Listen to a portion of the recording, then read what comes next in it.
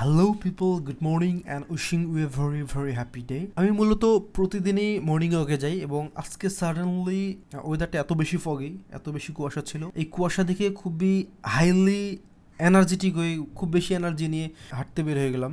আমি আমার personal experience থেকে বলতেছি ভাই, আপনি যত বেশি লুজার হন না কেন, আপনি যত বেশি ফেলিয়ার হন না কেন, আপনি যতটাই ডিপ্রেশনে থাকেন না কেন, make a strong routine, wake up in the morning and go for a morning walk. Very soon আপনি দেখতে পাবেন যে it's can be something special changes in your self. দেখতে পাবেন যে আপনার মধ্যে ফ্রিনেস, মেন্টাল এনার্জি, কাজের এনার্জি অলরেডি চলে আসবে। আপনি সকাল 10টায় ঘুম থেকে উঠে আপনি অলরেডি 4 থেকে 5 ঘন্টা সময় লস করে দিনটা শুরু করতেছেন, 4 থেকে 5 ঘন্টা সময় লস করে সকালটা শুরু করতেছেন।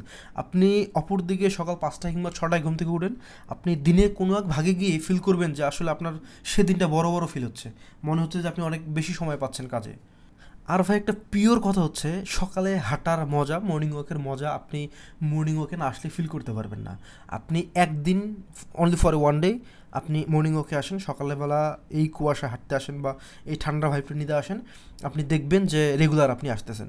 So the guys in the sport wake up in the morning and let's have a morning walk. Also, we have a community. It's called 6 a.m. Join to our community, join to us, and let's enjoy this morning.